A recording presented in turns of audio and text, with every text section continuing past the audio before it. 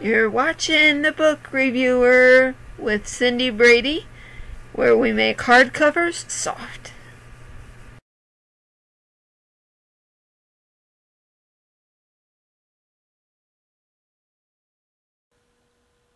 Hello and welcome back to another episode of The Book Reviewer with your host Cindy. And this is actually a series in review.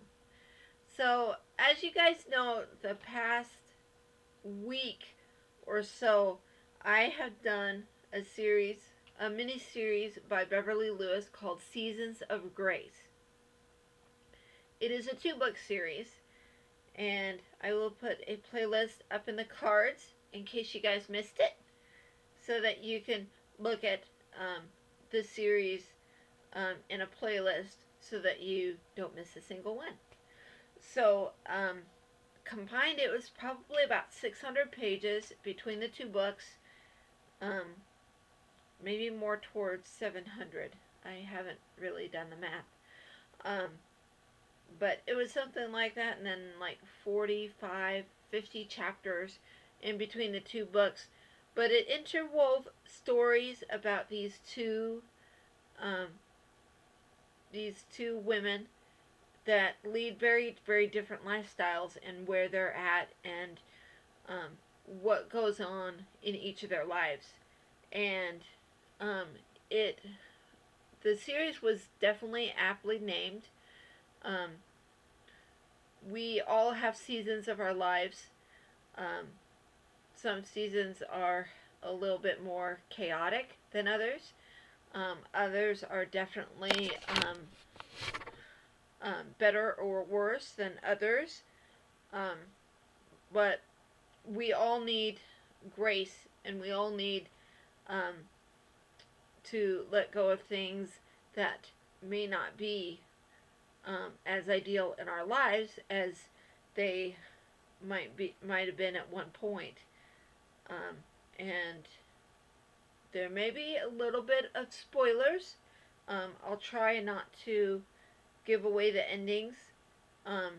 Although in book two they have an epilogue of sorts. They have kind of so far as you would want to know about them without knowing what exactly happens after the epilogue. It's similar to Harry Potter. When the 7th book ended, they had an epilogue that showed Harry Potter 12 years later talking to his son, Albus Severus Potter, about Hogwarts. I think it's similar to that kind of time span, although the time span in the 2nd book, The Missing, was a lot shorter. So, I did want a definite ending to the 2nd book, which is called The Missing, and it did answer some of my questions, like I said in the review, but it didn't answer all of them. I guess that is so that the person reading the book or the author can just help the reader imagine what might have happened next. I'm not really sure, but as a writer myself, I could imagine it might be the 2nd thing, because as a writer, you have all these decisions that you can make when writing your story, and if there are too many possibilities of how to end a story or how to weave characters in and out of your story, or do plot twists or anything like that, then it could get rather complicated to write, because you're trying to write with a specific ending in mind, and if those endings are a little bit too numerous to explore or to write about or something like that, maybe that was the author's intention, I'm not sure, but I'm thinking as a writer, that might suit me better if the endings are, if you have an alternate ending or you can't decide on an ending to end your story. So, with that said, maybe the ending to the second book was not really an ending. It was just helping the reader help imagine what might have happened. So, maybe it was suitable for the circumstances.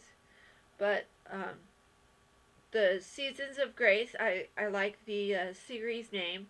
And the fact that it was only 2 books had me wondering if a mini-series like this is common.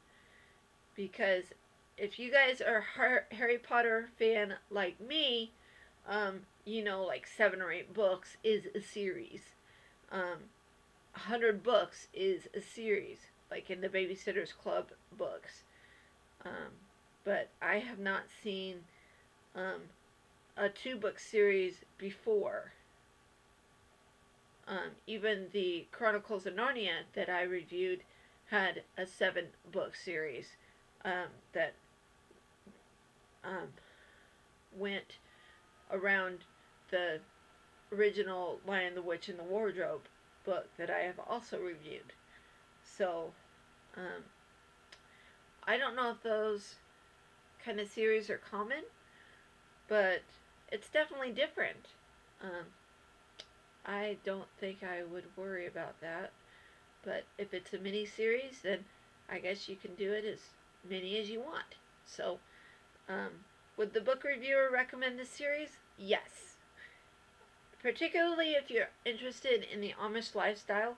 There were some questions that had interplay between characters that I really wanted to know, which enlightened my perspective just a little bit, because I was wondering the same thing. It's like when you get into a classroom and somebody asks what everybody was wanting to know, type thing. So, Seasons of Grace, book 1 and 2, definitely were really good. I will put a playlist up there in case you guys missed it. And I think that's all I have for you today. Both of these can be found on Amazon. Thanks for watching, you guys. Thanks for subscribing. Keep reading. Don't stop believing. And we will see you again tomorrow. Bye, guys.